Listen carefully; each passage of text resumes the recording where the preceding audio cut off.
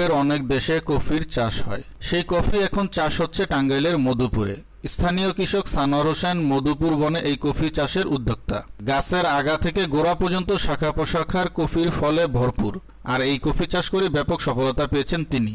অনেকেই তার কফি বাগান দেখতে ভিড় করছেন, তারাও কফি চাষ করার আগ্রহ প্রকাশ করেছেন। কৃষি বিভাগও মধুপুর বনে কফি চাষের সম্প্রসারণ করার কথা জানিয়েছেন। এ বিষয়ে আমাদের ঘাটাইল প্রতিনিধি আব্দুল লতিফের সাথে কথা বলেছেন কফি চাষী সানোয়ার হোসেন, টাঙ্গাইল কৃষি সম্প্রসারণ অধিদপ্তর উপপরিচালক আহসানুল বাশার। বিভিন্ন পত্র পত্রিকায় পরে আমি কফি চাষ সম্বন্ধে উদ্বুদ্ধ হই এবং যখন দেখি যে কফিটা সম্পূর্ণই বিদেশ থেকে আমদানি করতে হয়, আমাদের মধুপুরের মাটিটা যেহেতু উর্বর মাটি, এই মধুপুরের মাটিতেও কফি হবে, এই বিশ্বাসটাকে সামনে রেখেই আমি বিভিন্ন জনের সাথে পরামর্শ করি। পরামর্শের আলোকে মধুপুর কৃষি অফিস থেকে আমাকে জানানো হয় যে রায়খালী থেকে কফির চারা আছে, সেখান থেকে আমি কফির চারা এনে এই যে কফি চাষ করেছি এবং মাশাআল্লাহ আমার ফলন খুব ভালো হয়েছে, খুবই ফলন ভালো হয়েছে। এখানে আমাদের এই চাষাবাদের জন্য তেমন কোনো সমস্যা হচ্ছে না, কারণ কৃষি অফিস থেকে আমাকে সার্বক্ষণিক সহযোগিতা করে যাচ্ছে। সমস্যা এখন হচ্ছে আমাদের এটার প্রসেসিং করার জন্য। আমাদের কাছে প্রসেসিংয়ের কোনো মেশিন নেই। আমি দাবি করব আমাদের জন্য প্রসেসিংয়ের মেশিনের সুব্যবস্থা করে দেওয়া হয়। আর আমার এই বাগানে 450 গাছ আছে এবং আমি আরেকটা জায়গায় আমার এক শ্রদ্ধাভাজন মুরব্বী আছেন, উনি আমাকে আরও 40% জায়গা দিয়েছেন কফি বাগান করার জন্য। সেখানেও আমি 200 চারা লাগাইছি, সেখানেও ফলনটা মোটামুটি ভালো হয়েছে এবং আমাদের এই মধুপুরের পাহাড়ি মাটিগুলো কফি চাষের জন্য খুবই ভালো হবে।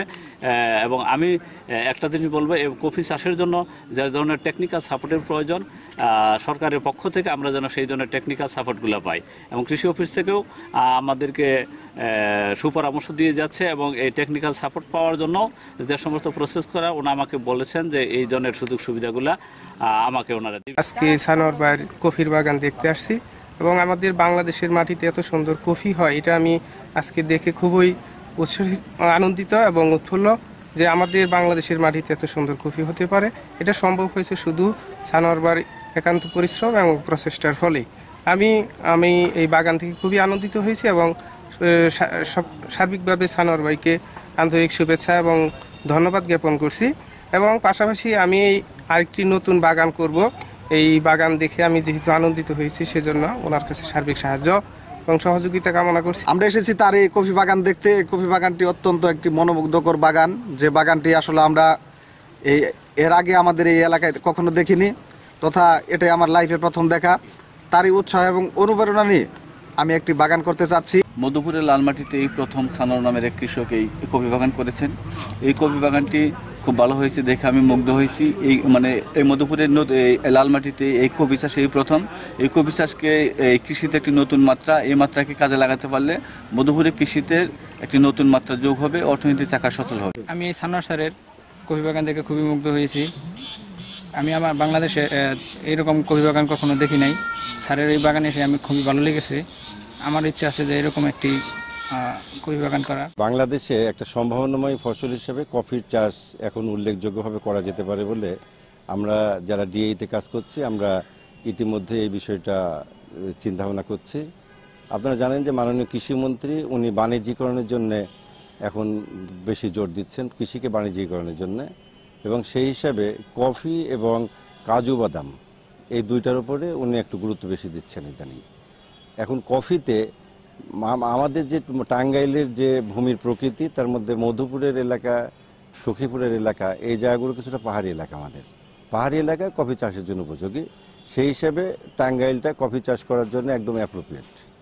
আমরা আমাদের মধুপুরে ইতিমধ্যেই সানোয়ার হোসেন নামে এবং আবুল হোসেন নামে দুইজন চাষি, তারা আমাদের পরামর্শে এবং নিজেদের উদ্যোগে বেশ বড় কিছু কফির বাগান তারা ওখানে স্থাপন করেছে। সেই কফির বাগানের মধ্যে আমি নিজে পরিদর্শন করে সানোয়ার সাহেবের বাগানে 450টা অ্যারাবিকা জাতের কফি আমি নিজে দেখেছি। অত্যন্ত ভালো, অত্যন্ত প্রত্যেকটা গাছে এত বিয়ারিং কফি হয়েছে। এবং ওখান থেকে আমি ওনার সাথে আলাপ করে এবং আমি নিজেও যে অবজারভেশন করে যে দেখলাম, তারা ডিসেম্বরের ফার্স্ট উইকেই হারভেস্ট করতে পারবে। ডিসেম্বর ফার্স্ট উইকে হারভেস্ট করলে ওখান থেকে একটা জিনিস একটু সমস্যায় আছে আমাদের, যে কফিটা হারভেস্ট করার পরে এখন যে অবস্থায় আছে আমাদের এই যে দুইটা বাগান, কফিটা হারভেস্ট করার পরে ওখান থেকে ওই কফির যে বীজ বা বিচি যেটা বের করতে হবে, ওইটার জন্য একেবারেই তাদের নিজস্ব পদ্ধতি, কোনো কারিগরি জিনিস এখানে নাই। তা আমরা কারিগরি সাপোর্ট দেওয়ার জন্য ইতিমধ্যে কৃষি মন্ত্রণালয়কে আমরা এই বিষয়টা জানিয়েছি এবং বলেছি যে কারিগরিভাবে জাস্ট ওই বিচিটা বের করার জন্য যদি কোনো ছোট মেশিন বা কোনো উন্নত মানের মেশিন দেওয়া যায় এদেরকে সাপোর্ট, তাহলে আরও ভালো হবে। কফিটা আসলেই সম্ভাবনাময় এবং মধুপুর তথা টাঙ্গাইলের যে পাহাড়ি এলাকাগুলো আছে সেখানে এটা চাষ করার যথেষ্ট সুযোগ রয়েছে।